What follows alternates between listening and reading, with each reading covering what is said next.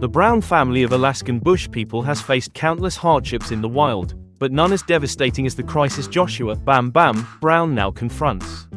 The second oldest son of this famous family has been sentenced, a reality that fans never expected and one that could change everything. Joshua Brown now faces a harsh truth many never saw coming. As court documents reveal his fate, we explore how things spiraled so far for this wilderness-raised Brown and why this sentencing might mean saying goodbye forever to the rugged life he once knew. Long before legal troubles and courtroom drama, Joshua's world was defined by the vast wilderness that surrounded him. Growing up as Billy and Amy Brown's second son, he learned survival skills that few children ever encounter. While other kids worried about homework and video games, Joshua was mastering shelter building and tracking wildlife across Alaska's unforgiving terrain. For decades, the Browns lived off the grid, crafting a life far removed from modern civilization. Patriarch Billy Brown believed in one principle above all: freedom. Freedom from society's rules, from bills and bureaucracy. Freedom to live by their own terms. This philosophy shaped Joshua from his earliest days, instilling in him a fiercely independent spirit. When Discovery Channel found the Browns in 2014, producers expected a simple survival story. Instead, they uncovered something far more compelling: a family united by love and grit, battling nature's harshest conditions. Joshua quickly emerged as a fan favorite, admired for his calm, level-headed approach and unwavering loyalty. Unlike his impulsive brothers, Joshua was the voice of reason, weighing decisions carefully. His thoughtful nature struck a chord with viewers who saw in him a perfect balance of wilderness wisdom and emotional intelligence. But fame brought complications no one in the family anticipated. Their private struggles became public spectacle. Mistakes, both minor and serious, were scrutinized by millions. And as the cameras rolled, the line between their real lives and the version shown on screen began to blur. Trouble was brewing. For years, the Browns had benefited from Alaska's Permanent Fund Dividend Program, which distributes oil revenue to qualifying residents. To receive these payments, recipients must live in Alaska year-round and maintain permanent residency. As Alaskan Bush People gained popularity, questions arose about the family's true whereabouts during filming. Sharp-eyed fans noticed inconsistencies in the show's timeline, while social media posts placed Browns outside Alaska during claimed residency periods. Though the family described themselves as nomads moving through Alaska's wilderness, state investigators pieced together a different story. The Browns spent significant time in the lower 48 states while collecting dividends meant for full-time Alaskans. Investigators examined travel records, credit card statements, and witness accounts, deepening their inquiry. Documents revealed that between 2009 and 2012, multiple Browns spent more than 180 days annually outside Alaska, disqualifying them from dividend payments they continued to collect. Joshua's role was particularly troubling. As an adult filing his own applications, he personally certified his continuous Alaskan residency. Each application carried warnings about penalties for false claims. Each signature was a legal oath to the truth. Yet, investigators say, the information Joshua provided did not reflect reality. The family initially dismissed the allegations as misunderstandings. Billy Brown insisted Alaska was always their home, regardless of temporary absences. Joshua echoed this defense, arguing that their nomadic lifestyle made conventional residency rules hard to apply. But as the evidence mounted, the ground beneath the Browns began to shift. What started as routine paperwork questions quickly escalated into a full-blown fraud investigation. Alaska state troopers dug deep, combing through years of records, interviewing witnesses, and meticulously tracking the family's movements. What emerged was a troubling pattern. The Browns had collectively received over $20,000 in dividend payments during years they didn't qualify. For Joshua Brown, the focus zeroed in on roughly $8,000 received over 4 years. While this sum might seem small compared to the family's TV earnings, state prosecutors viewed it as a matter of principle. Alaska's dividend program relies on an honor system, residents trusted to report their eligibility truthfully. Violations like these threaten public trust and siphon funds away from genuine recipients. The family's rising fame complicated matters further. As Alaskan Bush People gained viewers, footage filmed in Washington, Oregon, and other states directly contradicted the residency claims filed for the same periods. The very show meant to celebrate their rugged lifestyle had unwittingly created a paper trail authorities could follow. Joshua's position was particularly precarious. Unlike some younger siblings who could claim they were following their parents, he was an adult making his own legal declarations. His signature appeared on multiple applications that investigators now labeled as containing false statements. With mounting evidence, Joshua's options grew fewer. State prosecutors prepared serious charges of falsification and theft, offenses carrying potential jail time. For a family that prided itself on honor and independence, these criminal allegations threatened more than just their freedom. They struck at the heart of the identity the Browns had built, both on and off camera. The Juneau courthouse was a stark contrast to the wilderness freedom Joshua had always known. Polished marble floors replaced forest floors, and harsh fluorescent lights stood in for the starry night. On that critical morning in 2016, Joshua entered wearing what seemed to be his first formal suit, the stiff collar clearly uncomfortable on his weathered neck. Billy Brown walked silently beside him as cameras clicked relentlessly. Father and son, who had braved bears, blizzards, and isolation, now faced an entirely different wilderness, the legal system. The judge presided with a steady gaze that seemed to pierce through the media myth surrounding the Browns. As the courtroom quieted, prosecutors laid out the case: deliberate falsification of residency documents to illegally obtain state benefits. This was not simple error, the prosecutor declared. They systematically claimed Alaska residency while living elsewhere, taking money intended for residents truly struggling in the harsh North. Joshua's attorney called for leniency, highlighting his client's limited formal education and dependence on his father's guidance. Raised in isolation, Joshua had been taught to trust family above all. When Billy directed him to sign those forms, he did so without understanding the legal consequences. This defense subtly shifted blame toward Billy, creating palpable tension as father and son sat side by side at the defendant's table. During cross-examination, Joshua showed remarkable calm. Asked why he signed residency forms despite lengthy absences, he replied, "My father taught me home isn't just where you sleep. It's where your heart is. Alaska has always been our true home, even when life forced us elsewhere." Though emotionally compelling, the answer did little to satisfy the legal residency requirements. The judge remained impassive. The turning point came when prosecutors displayed Joshua's signature on multiple dividend applications alongside time-stamped photos placing him in Washington and California during periods he claimed to be in Alaska. The evidence shattered the wilderness narrative that had defined his public image. Last exhibit was entered. Joshua closed his eyes briefly, his shoulders sagging under the weight of what was to come. The verdict, and its consequences, loomed large. The courtroom fell silent as the judge prepared to announce his ruling. With prosecution and defense having given their final words, the moment of truth had arrived. For Joshua "Bam Bam" Brown, standing next to his father, this moment marked the end of a long investigation that laid bare intimate details of the Browns' lives for the world to see. The judge began by outlining the charges: falsification of applications for permanent fund dividends and unsworn falsification in the second degree. The evidence presented was overwhelming. Travel records documented lengthy stays outside Alaska, financial transactions took place in the lower 48 states, and multiple witnesses testified to seeing the Browns far from their claimed Alaskan residence during times they insisted they were living in the state. The court finds the evidence compelling and conclusive, the judge announced, his voice filling the quiet courtroom. The defendants knowingly submitted applications containing false information about their residency and, on that basis, received funds to which they were not entitled under Alaska law. With those words, Joshua Brown was officially found guilty. The reality TV star who had built his image on wilderness authenticity now stood convicted of defrauding the very state he called home. The irony was thick in the room, and several courtroom observers later described the moment as profoundly uncomfortable. The judge then moved on to sentencing, delivering each detail with careful precision. First came the jail time, 30 days to be served in full, with no option for early release or home confinement. For someone who had spent his life roaming freely across Alaska's vast wilderness, the idea of being confined within concrete walls was a punishment far beyond mere inconvenience and separation from the natural world that had shaped his very identity. The court recognizes that incarceration may be especially difficult for individuals used to an unconventional lifestyle, the judge noted. However, the integrity of the permanent fund dividend program requires meaningful consequences for deliberate violations. Next were the financial penalties. Joshua was ordered to repay the approximately $8,000 he had improperly received, along with additional fines and court costs. Court documents later revealed that the total financial obligation exceeded $10,000. For a family once living hand-to-mouth before their television fame, this represented a significant hardship.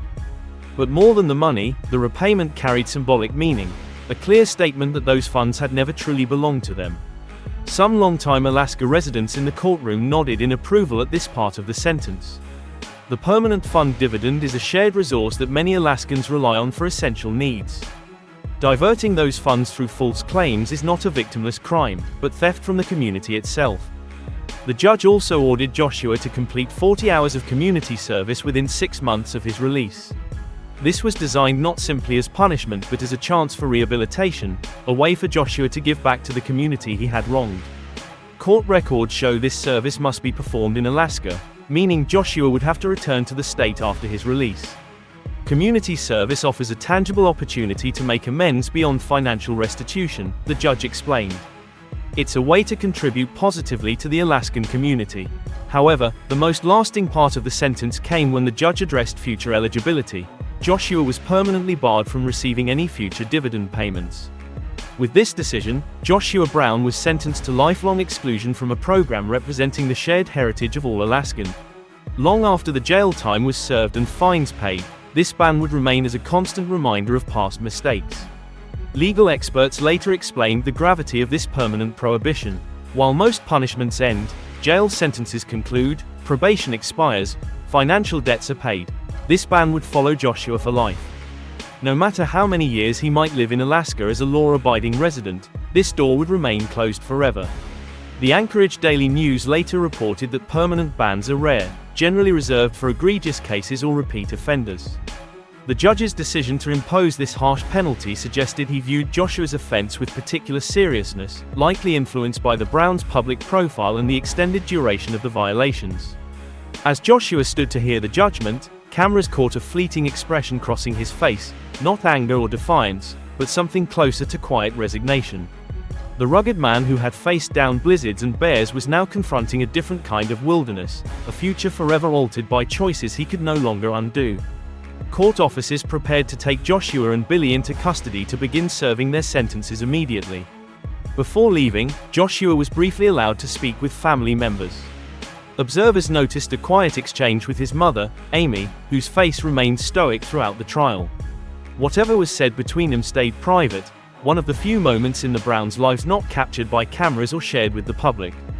As Joshua was handcuffed, the full weight of his reality seemed to settle in. The freedom he had cherished above all else was suspended, and an official decree forever changed his relationship with Alaska, the land that had shaped his identity since childhood. This sentence was more than punishment. It redefined his place in a world he once thought he understood. The repercussions rippled through the entire Brown family, extending far beyond Joshua's own experience. With Billy and Joshua temporarily removed as decision-makers and providers, responsibilities shifted dramatically among the remaining members.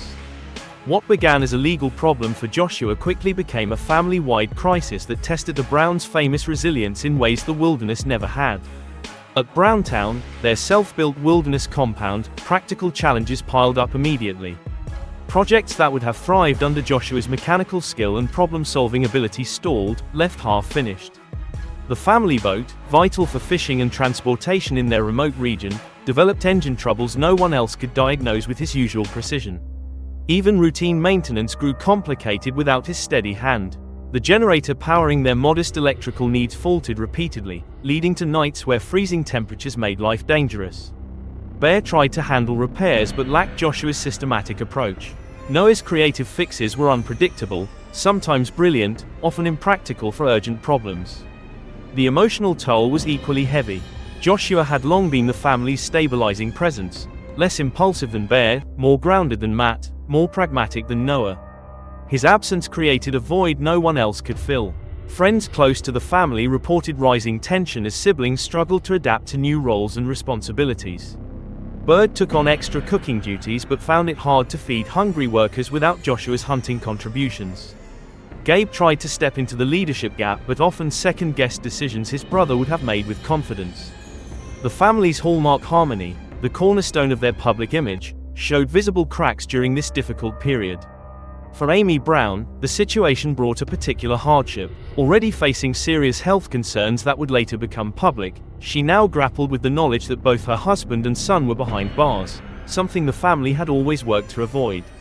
Yet, true to form, she projected calm and resolve, focusing on holding the family together. When the cameras weren't rolling, however, those close to Amy noticed her growing gauntness and the worried look she cast toward Billy whenever Joshua's situation came up. The matriarch who had braved Alaska's fiercest blizzards now faced a storm of a very different kind, one that threatened the foundation of the life she and Billy had built. The younger siblings, especially Rain and Snowbird, struggled to process the upheaval. Growing up constantly in the public eye, they had little experience dealing with negative attention aimed at their family. Rain temporarily shut down her social media accounts after receiving harsh criticism over Joshua's legal troubles. Snowbird withdrew further into nature, spending long hours tracking animals and avoiding human contact. The family's carefully maintained buffer between their private world and the outside had been shattered, leaving the youngest Browns to wrestle with the complicated legacy their family name now carried. Financial pressures mounted as well. Legal fees had already drained the family's resources before sentencing. With two key members sidelined, income-generating activities, whether from the television show or their subsistence lifestyle, suffered. Uncertainty loomed. The production schedule for Alaskan Bush People faced disruption. Producers scrambled to rewrite storylines, often filming segments that ignored Joshua's absence, creating a narrative gap that sharp-eyed viewers quickly noticed. Meanwhile, Billy's attorney bills and Joshua's legal expenses added an unforeseen financial burden the family had never expected when signing their television contract. Discovery Channel executives found themselves navigating a delicate situation. Their relationship with the Browns had been built on authentic wilderness living and strong family values. The criminal sentencing, however brief, complicated that narrative. Would viewers continue to embrace the Browns' adventures with this new, darker backdrop? Would sponsors remain comfortable associating with the family? These questions lingered, unanswered. Even their land holdings, once a source of security, became another stress point. Property taxes came due during Joshua's incarceration, straining cash flow with his absence felt in both labor and income. The Browns had always operated more like a tight-knit clan than a group of individual earners, pooling resources and sharing responsibilities. Joshua's absence disrupted that delicate balance, threatening the family's collective stability. Bear suggested selling timber from their land to cover immediate expenses, but the logging required specialized equipment that Joshua usually maintained. Noah proposed crafting handmade items for tourists, yet production remained inconsistent without Joshua's practical guidance and steady hand. Even the Browns' carefully guarded privacy began to erode under the strain of Joshua's sentencing. Local residents who once respected the family's boundaries started feeling emboldened to ask intrusive questions about their legal troubles. Some even brought cameras to the edge of the Browns' property, hoping to capture marketable images of a family in distress, a violation that felt especially cruel to people who had chosen isolation to avoid exactly this kind of scrutiny. Bam Bam had often been the family's unofficial ambassador, smoothing relations with necessary but unwelcome visitors. Without him, the line between public curiosity and private grief blurred dangerously. News of Joshua Brown's sentence spread rapidly through entertainment media, igniting a firestorm of coverage. Headlines blared across tabloids and social media feeds. Alaskan Bush star sentenced, reality TV family faces real consequences, Joshua Brown, from wilderness to lockdown. Each outlet put its own spin on the story, but all focused on the same bitter irony: a family famous for living free now faced confinement. Television news programs aired dramatic segments, pairing clips of Joshua building shelters in the wild with footage from the courthouse. Legal experts debated the fairness of the sentence, while former Alaskans weighed in on the importance of the dividend program and the gravity of fraudulent claims. Fans of Alaskan Bush People were sharply divided. Some voiced deep disappointment, feeling betrayed by revelations that contradicted the family's carefully crafted image. What else might have been exaggerated if the Browns weren't always living in Alaska, as the show claimed? Comment sections overflowed with heated debates about authenticity in reality TV. Others rallied to defend the family, insisting that paperwork errors shouldn't overshadow years of genuine wilderness skills and strong family bonds. These supporters argued that the Browns' core values remained intact, regardless of the legal missteps. The Discovery Channel released a cautiously worded statement, acknowledging the legal situation but reaffirming their commitment to the show. Network representatives stressed that the events took place before their partnership with the Browns and expressed confidence the family would handle the issue responsibly. Throughout this media storm, the Brown family remained almost completely silent. No social media posts addressed the situation directly, and no exclusive interviews offered their side of the story. This silence created a vacuum quickly filled by speculation and rumor, further complicating an already complex narrative. For Joshua, the phrase, "goodbye forever," took on painful new meaning as he absorbed the judge's permanent ban from Alaska's dividend program. This exclusion represented far more than a financial setback. It struck at the very heart of a family whose identity was inseparable from their Alaskan lifestyle. Established in 1982, the Permanent Fund Dividend Program ensured all Alaskans shared in the state's natural resource wealth. Each eligible resident received an annual payment funded by oil revenues, a tangible recognition of their bond with the land. These dividends had helped sustain the Browns through lean years before television fame, providing essential funds for winter supplies and equipment upkeep. Being banned from this program meant losing not only future payments but also an official severance from the community the Browns had always considered home, no matter their temporary absences. In the eyes of the state, Joshua was no longer a true Alaskan. Family members later revealed that this loss troubled Joshua more than the jail time or fines. He had grown up deeply connected to Alaska's independent spirit and frontier heritage. The state wasn't just where he lived, it was the foundation of his identity. Having that bond formally severed, and with the weight of a permanent ban, was a loss that transcended legal technicalities. During his time behind bars, Joshua spent hours journaling, grappling with questions of identity, belonging, and what it truly means to call a place home. If one could be forever excluded from the place that shaped them, what did that mean for the self built around that connection? These thoughts haunted him more persistently than any physical discomfort of incarceration. What do you think about Joshua's journey through these legal challenges?